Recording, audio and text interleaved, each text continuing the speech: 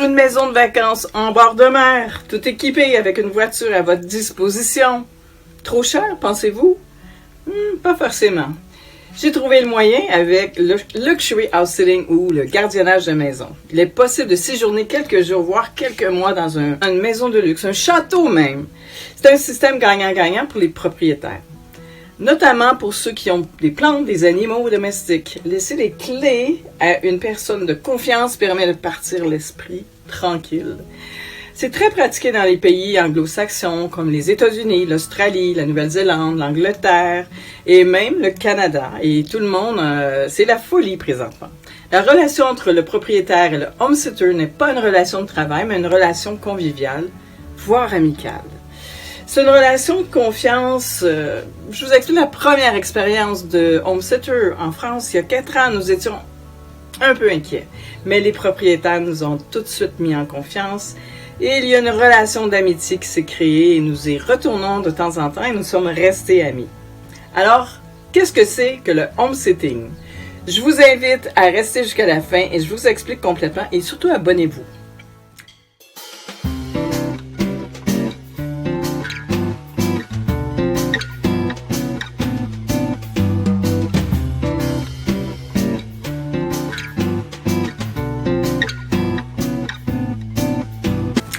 Alors, le mot « house-sitting » est anglicisme qui signifie gardiennage de maison ou d'animaux. Il est plus communément connu sous le terme « house-sitting » dans le monde anglo-saxon. Concrètement, il s'agit de l'action de garder pendant son absence pour des vacances ou des déplacements. Même cela n'est pas systématiquement, cela inclut souvent le pet-sitting, gardiennage d'animaux. Les tâches demandées à un homesitter et les attentes du propriétaire sont bien sûr gardiennage, échange de bons procédés. Et qu'est-ce que cela signifie concrètement? Alors, je vous ai fait une liste. Et ce que vous pouvez vous attendre en tant que house-sitting. Donc, la première chose, être présent au maximum de temps dans le logement pour assurer la sécurité et l'intégrité de l'entretien. Bien sûr, nourrir les animaux, promener les chiens, jouer avec les chats, s'occuper d'eux, laver, leur administrer leurs médicaments, les brosser, les amener chez le vétérinaire si besoin et être présent pour eux. C'est des petits travaux et des réparations dans la maison, on les fait. L'arrosage des plantes et du jardin et du potager, bien, on le fait. S'occuper des animaux, de la ferme quelquefois. Entretenir le jardin et la piscine, on le fait aussi, mais on en profite. Gérer le personnel s'il y a lieu, par exemple une femme de ménage au Costa Rica. Il s'agit de s'occuper d'une propriété au sens le plus large du terme, dans tout ce que cela peut sous-entendre. Pour ma part, il s'agissait bien évidemment surtout de m'occuper des animaux et de faire en sorte que la maison soit habitée et que je m'occupe des plantes, du jardin et du courrier et de garder la maison dans un bon état et d'être présente dans un moment de la venue de la femme de ménage, par exemple. Pensez à bien demander ce que l'on attend de vous avant de vous engager et vous assurer que vous êtes capable de le faire. Personnellement, je me vois mal gérer une équipe de travaux ou des gros animaux de ferme, mais je pourrais tout à fait m'occuper de la piscine et des petites poules. S'occuper de tout cela signifie que vous avez accès aussi à tout cela et gratuitement. Si la maison comporte une piscine, un jacuzzi, vous pouvez vous en servir. S'il y a une femme de ménage qui est inclus, vous n'avez pas besoin de faire le ménage. Dans certains pays, c'est inclus. Avantages et inconvénients de homesitting. Pour une globe-trotteur digitale comme moi, le house-sitting est tout simplement le mode de voyage idéal. Donc, voici un résumé des avantages de ce mode de voyage. Les avantages du homesitting pour le house-sitter, en fait, on a l'hébergement gratuit en voyage, et cela peut dire vivre 5 mois au Costa Rica, comme moi, ou 3 mois en Espagne. Vivre dans un lieu confortable, aménagé, prêt à vivre, qui comporte tous les équipements nécessaires, la machine à laver, piste dans la cuisine, coin de bureau éclairé. Cela surpasse largement un appartement Airbnb, car les appartements, les maisons, c'est toujours un vrai lieu vécu. Passez du temps avec d'adorables animaux, surtout si vous êtes aventurier et que vous ne pouvez pas en avoir, comme moi. J'ai adoré Milo. et tous mes autres animaux que j'ai aidés. C'est aussi le bureau parfait pour les digital globetrotters. On a souvent un espace lumineux et agréable avec une jolie vue, avec bien sûr des pauses avec des animaux. Moi, c'est un peu ma version du paradis ou de retraite réussie. Vivre comme un local et non pas comme un touriste. Bien au-delà d'Airbnb, de la location d'un appartement pour aventuriers ou expatriés, de house-sitting est la manière idéale de vivre la vie locale normale de tous les habitants de la ville. C'est extraordinaire. Donc souvent, les transports incluent le marché, les vendeurs du coin, le parc. Si vous avez des chiens à promener, par exemple, vous faites de nouveaux amis. Par ailleurs, vous promenez sans doute les chiens, ce que vous mènera à connaître la vie de quartier à travers les yeux d'un propriétaire de chiens. Et vous commencez même à connaître les voisins et les autres promeneurs. Donc, le house-sitting n'est pas qu'une aventure animalière. C'est aussi une belle aventure humaine. Vous rencontrez les propriétaires du logement et des animaux. Vous vivez parfois avec eux quelque temps, avant et après le gardiennage. Ils vous présentent à leurs amis, à leurs contacts. Ils vous font passer des week-ends avec eux. Ils vous amènent au restaurant pour mieux se connaître. Donc, le house-sitting est une manière excellente de voyager totalement différemment. On se retrouve à vivre dans des endroits où l'on n'aurait jamais été autrement et à découvrir de la culture de pays de l'intérieur, comme au Costa Rica. Se faire de nouveaux amis humains et animaux dans le monde entier. C'est pour ça que j'ai vécu ça. Des avantages pour le propriétaire. En fait, en voici quelques-unes, si vous désirez faire ça. Pourquoi un propriétaire fait-il recours au house-sitting? Pour lui, il y a bien sûr l'avantage de faire garder ses animaux et les savoir en bonne main, en sécurité et dans le confort de leur propre maison, sans avoir à mettre, bien sûr, dans les chenils ou avoir recours à des solutions très coûteuses parfois. C'est un échange de bons procédés, rappelons-le. Il aurait également la tranquillité d'esprit d'avoir quelqu'un de présent dans leur maison en cas de problème pour avoir une présence ou pour gérer serait-ce que les plantes et le courriel. Partir en vacances, l'esprit tranquille, c'est quand même un sacré avantage, pensez-vous. Ils le font aussi, bien sûr, pour participer à la dynamique de l'économie collaboratrice et rencontrer des amis et des connaissances du monde entier.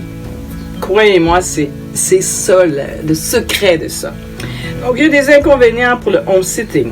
Il faut bien sûr être flexible dans les destinations et des dates de home-sitting pour avoir plus de chances de trouver, surtout au début. Il faut être là, bien sûr, tous les soirs si on a des animaux à s'occuper, la plupart du temps et même la plupart de la journée. Ce n'est pas forcément un inconvénient pour tous, mais c'est à prendre en compte. Une fois que vous êtes engagé sur une mission de home-sitting, selon l'accord avec le propriétaire, il n'est souvent pas possible d'inviter quelqu'un à passer à la maison, ne serait-ce que pour boire un café ou un dîner. Il faut demander la permission et être respectueux. Ce n'est pas systématiquement, mais beaucoup de propriétaires sont mal à l'aise avec cela. Mais si on demande, ça se fait toujours. Donc, comment trouver une mission de house-sitting? Je ne vais pas vous le cacher, trouver sa première mission de house-sitting n'est pas une mince affaire. Et comme souvent dans les genres de cas, il va falloir se bouger et cela va pas vous tomber tout cuit dans le bec. Alors que je cherchais pendant mon tour du monde, je postulais un peu au hasard, un peu en retard, sans faire beaucoup de recherches ou de grands efforts, et ce n'est pas étonnant que cela n'a pas tout à fait marché au début. Donc, je me suis inscrit, je me suis éduquée à ça, et il faut s'inscrire à plusieurs plateformes. C'est important pour la première fois, parce que juste une, c'est pas suffisant. Définir ses attentes, même si l'on ne veut pas trop être difficile pour une première mission, comme souvent, il est important de poser et de réfléchir à ce que vous souhaitez. Quand vous souhaitez partir, combien de temps, dans quel pays vous aimeriez aller, quel type d'animaux vous aimeriez en fait garder, quelles exigences êtes-vous prêt à accepter, quelles sont vos limites, quelles sont vos compétences, quelles sont votre mission de rêve et celles que vous ne voulez pas du tout. Autant de questions à se poser avant de se lancer. Personnellement, j'avais un pays en tête. des missions de house-sitting de rêve, ben, j'en ai fait des tonnes et ça a très bien marché. J'en ai vécu beaucoup et j'espère en vivre d'autres aussi depuis 6 mois et nous sommes en Espagne et en France.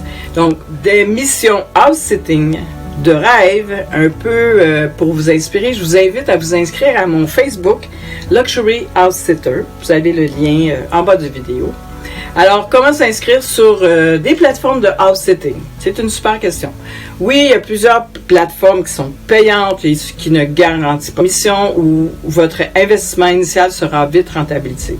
Que vaut une centaine d'euros en échange de plusieurs mois de loyer ou d'hébergement gratuit? Ben, je me trouve beaucoup de missions sur quelques plateformes que je vais vous révéler. Ma stratégie était très simple. M'inscrire sur une plateforme payante dès que je vois une annonce à laquelle je souhaite postuler, car oui, il est possible de voir les annonces sans payer sur toutes les plateformes. Au final, je me suis inscrite sur toutes les plateformes, même si ce n'était pas le cas au début. Car le Costa Rica n'était pas un pays où il y avait beaucoup d'annonces, mais j'en ai trouvé sur Trusted House Sitter. Donc, voici les plateformes les plus connues qui ont une bonne réputation et dont je me suis déjà servi et ça a fonctionné. La première, Trusted House Sitter, c'est aujourd'hui ma plateforme préférée, celle sur laquelle je trouve le plus d'annonces et pour laquelle j'ai trouvé la plupart de mes missions de home sitting les plus récentes. C'est la plateforme la plus connue, la plus réputée, celle que vous trouverez la plus grande variété d'annonces, mais c'est aussi celle la plus chère. Toutefois, l'investissement vaut vraiment la dépense si vous êtes vraiment motivé. Il y a House Carrier. C'est ma seconde plateforme, même si le design est vraiment compliqué à comprendre, on y trouve de bonnes annonces. Il y a aussi Mind My House. Moins cher, c'est aussi une bonne plateforme, mais cela ne s'est jamais concrétisé pour moi. J'aime beaucoup aussi Nomador. C'est une plateforme avec des idées innovantes, un système un peu différent. Donc, il existe également des plateformes par destination, notamment pour des pays comme l'Australie, la Nouvelle-Zélande, le Canada et les États-Unis. Donc, on peut trouver House Sitter, par exemple, Canada. Donc, vous pouvez aller chercher plus en profondeur. Il existe également différents groupes Facebook gratuits dédiés au house sitting dans différentes zones du monde. Ils peuvent constituer d'excellentes pistes sur un moyen de se tenir au courant de ce qui se passe dans le monde du home sitting et de trouver des annonces parfois très intéressantes. Une fois que vous êtes inscrit à toutes ces plateformes et les groupes Facebook, il va falloir faire une veille active. Non, cela ne signifie pas d'aller sur les sites de temps en temps et de vous postuler au hasard. Si vous êtes en recherche de missions de house sitting ou pet sitting, il va falloir mettre en place par exemple, des alertes, afin de recevoir des notifications d'annonces. J'en ai surtout et ça marche vraiment. Il faut savoir qu'il y a plus de gens qui postulent que d'annonces et qu'il faut être parmi les premiers à postuler. Dans l'idéal, c'est 24 heures. Surtout au début quand vous avez pas beaucoup d'expérience. Une des choses extrêmement importantes, c'est de construire son profil de house sitter. Parce qu'on vous demande ça sur le site. Comme dans tous les sites de ce genre, votre profil en ligne est important. C'est votre CV, la manière de convaincre les propriétaires que vous êtes la bonne personne, qu'il faut, par exemple, soigner tout ça. Le home sitting, souvent à l'image de mission pour les retraités, mais non. Il n'y a pas d'âge ou de profil spécifique pour faire du house sitting ou de se lancer dans le house sitting. Jeunes et moins jeunes, en couple, en famille ou seul, il y a des annonces pour tout le monde. Toutefois, si vous êtes un jeune retard de moins de 25 ans, je vous dirais que c'est un petit peu compliqué parce que, justement, il y a beaucoup de préjugés à l'encontre des jeunes personnes, même si mes 2 enfants sont exceptionnels. Donc, mettez-vous à la place d'un propriétaire et préfèrent confier leur maison et leurs animaux à quelqu'un qui a déjà été propriétaire d'une maison, par exemple, qui a déjà eu des animaux, qui a le sens de la responsabilité plus que quelqu'un qui essaie de voyager gratuitement autour du monde. Donc, il faut remplir d'abord sa description, expliquer sa démarche, pourquoi l'on souhaite faire du house sitting, ce que l'on vient faire dans cette partie du monde sans expérience avec des animaux ou d'entretien de maison, mettre des photos de soi avec des animaux si possible et ensuite s'atteler de persévérance et mettre des bonnes références. C'est pour les plus jeunes. À nous, les plus vieux, c'est un peu plus facile. Donc, chaque plateforme a son propre système et cela revient toujours à peu près au même. Suivez au maximum le processus vérification, d'identification qu'on vous demande. Il y a toujours un police check. Je préfère demander régulièrement mon certificat de casier judiciaire. C'est facile et c'est gratuit et on me, par exemple, jamais demandé, mais rien ne fait que de l'avoir, que ça rassure les propriétaires. Je n'avais pas de référence quand j'ai commencé, mais maintenant, j'ai beaucoup de références et ça l'aide énormément. Donc, j'ai dû faire preuve d'ingéniosité et cela a bien payé. J'ai aussi eu beaucoup de patience. J'ai mis en avant mes références de Airbnb, elles étaient nombreuses, et je me suis lancée dans l'arène des plateformes house-sitting et des groupes Facebook. Donc, vous pouvez tester le house-sitting auprès de vos amis, demander une référence auprès des associations où vous avez été volontaire. Toutes les options sont envisageables. De toute façon, remplissez le questionnaire. Une fois que vous avez décroché votre première référence élogieuse de house-sitting, puis la deuxième, puis la troisième, tout devient super simple. On vous demande même d'aller chez les personnes. Ça m'est arrivé 2 fois. Aujourd'hui, j'ai vraiment 0 problème à me trouver des missions et je souhaite la même chose pour vous. Alors, comment postuler à des annonces de house-sitting?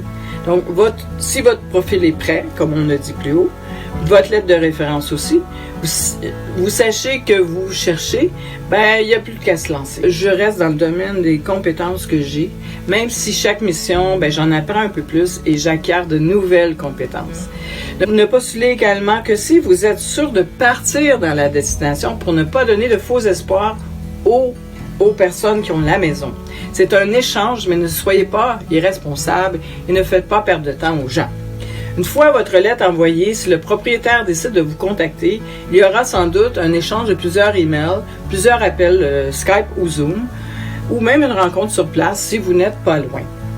C'est un échange donc, c'est-à-dire à vous deux de définir comment cela va se passer. Il n'y a pas de règles prédéfinies, de cas de travail fixe ou obligatoire. Il y a des propriétaires qui vous correspondent et d'autres non.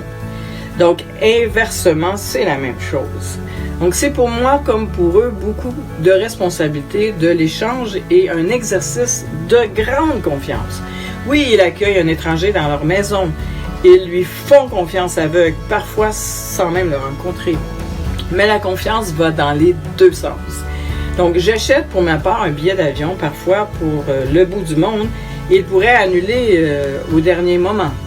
C'est comme ça. Je me rends chez eux sans même le connaître. Je leur fais confiance sur ce qu'ils m'ont expliqué sur leur maison, leurs animaux, leurs employés ou tout. La confiance va dans les 2 sens et il faut être prêt à accepter cela. Ça y est, vous avez votre première mission. Vous avez acheté votre billet d'avion, votre assurance voyage, vous avez fait vos valises et vous attendez avec impatience de rencontrer les adorables boules de poils que vous allez aller voir. Donc, allez-y sans crainte. L'aventure du house-sitting est belle et incroyable. Croyez-moi, je le fais depuis plus de 4 ans. Vous ne le regretterez pas. Donc, il y a un avertissement pour les house-sitters. Je vous dis que ce n'est pas simple. C'est pas une simple manière de voyager gratuitement, même si cela en fait partie. C'est un véritable travail qui prend du temps et de la passion, qui nécessite des compétences, de l'expérience, mais aussi une grande part de responsabilité. La décision de se lancer dans le house-sitting n'est pas à prendre à la légère. Combien de fois on me dit « Ah, wow, super, moi aussi j'aimerais ça faire ça comme tu le fais. » Mais j'aime pas les chiens. Oh, c'est génial, mais par contre, j'aimerais bien passer toute la journée à visiter l'Espagne. Bon, soyons clairs, ce n'est pas cela. Le house-sitting a ses avantages et ses inconvénients. Et il faut savoir en prendre son parti. Mais il ne faut pas non plus prendre cela à la légère. La plupart du temps, l'élément central est le soin apporté aux animaux et cela doit être votre priorité number 1. Pas votre découverte pour vous, mais les animaux avant toute chose. Donc, il y a un équilibre, bien sûr, mais il ne faut jamais l'oublier avant de se lancer dans le house-sitting. Bien sûr, le house-sitting ne convient pas forcément à tout type de personnalité et de voyageurs. Et il est important d'en avoir conscience avant de se lancer. Si vous êtes engagé à promener les chiens 3 fois par jour, c'est ce que vous allez devoir faire. Si vous vous êtes engagé à jouer avec le chat tous les jours et à être hors de la maison, maximum 3 heures par jour, c'est ce que vous devez faire. Ne pas le faire, c'est tout simplement pousser un propriétaire à arrêter le house-sitting, à gâcher l'expérience pour tous les autres et mettre en danger la petite boule de poil que vous avez été gardée. Si vous aimez les animaux, il n'en est pas question. Pensez également que vous êtes chez quelqu'un et que vous devez donc vous soumettre à leurs règles, respecter leur maison, leurs affaires, bien s'en occuper, de ne pas casser et tout simplement être une personne responsable. Si une des règles mises en place ne vous convient pas, il ne fallait tout simplement pas l'accepter au début de la mission. Donc, la clé d'une belle réussite de house-sitting sont bien sûr la confiance, la communication et tout au long de l'échange, depuis l'annonce jusqu'à la référence.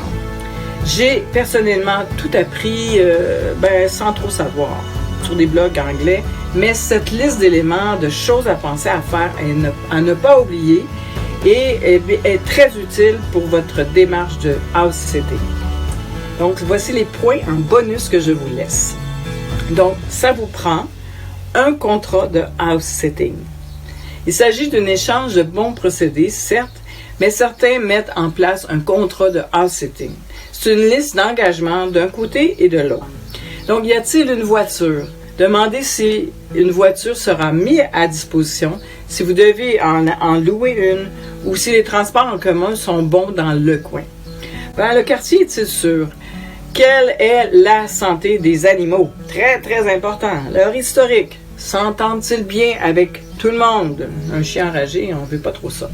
Y a-t-il des colis spécifiques que je dois récupérer pendant l'absence des propriétaires? Très important à demander pour le dédouanage. Des agents, des adresses d'urgence, de vétérinaires. Puis-je terminer les produits dans le frigo? Comment se passe le ramassage des poubelles et le recyclage? Où est la boîte aux lettres? Comment marche la machine à laver? C'est tout écrit en japonais, on ne comprend pas.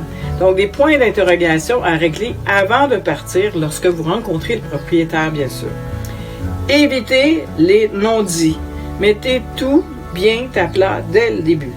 Pensez à envoyer des nouvelles photos aux propriétaires des animaux. Nous, on fait ça à tous les jours. Ils sont super contents et ils font confiance très rapidement. Laissez un repas dans le frigo pour l'arrivée de vos propriétaires. Remplacez les produits si vous avez mangé. Laissez-leur un petit cadeau. Faites-leur le ménage et rendez l'état de la maison comme vous l'avez trouvé. Envoyez un petit mot de remerciement et demandez-leur une lettre de référence en repartant. Ne laissez rien au hasard. Faites votre boulot parfaitement sans rechigner et avec plaisir et vous pouvez repartir vers un nouveau house-sitting. Des petits trucs et astuces pour faire du house-sitting. Si, comme moi, vous avez choisi un pays qui ne pratique pas vraiment le house-sitting, il va falloir être astucieux. Il y a beaucoup de bouche à oreille, de network et tout simplement de faire savoir ce que vous faites. Bon, si vous souhaitez vous lancer à moins de vous concentrer que sur des pays francophones, il va falloir aussi apprendre l'anglais. Les plateformes sont en anglais, la plupart des propriétaires communiquent en anglais ou dans des langues locales. Les annonces sont en anglais, c'est la première étape de votre réussite. Soyez flexible, comme je vous ai dit, soyez rapide et réactif. Soyez irréprochable, apprenez à vous débrouiller par vous-même sans poser 10 000 questions aux propriétaires, ils détestent ça. Soyez un ambassadeur du house-sitting dans votre monde et pensez de manière différente et cette aventure vous mènera à des chemins que vous n'auriez même pas imaginés. Donc, laissez un peu de marge autour de vos dates de séjour et arrivez quelques jours d'avance, notamment pour rencontrer les propriétaires et rester quelques jours de plus. Et c'est souvent arrivé que les vols sont annulés ou retardés et les plans changent et voilà. Si vous aimeriez aller plus loin dans le house-sitting, surtout de house-sitting luxueux, retrouvez également mes différentes expériences de house-sitting autour du monde pour plus de détails avec les liens ci-dessous. Et enfin, si ce sujet vous intéresse, mais que vous n'êtes pas encore 100% convaincu et que vous ne savez pas tout à fait comment vous y prendre, j'ai une petite formation que j'ai faite pour vous aider à bien commencer. Cliquez sous le lien en bas du vidéo et vous aurez accès à cette formation. Alors, je vous attends en bas de la vidéo et n'oubliez pas de cliquer sur d'autres aventures parce que je vais tout mettre sur mon Facebook et sur mon YouTube. Je vous souhaite des bonnes missions et des bons voyages.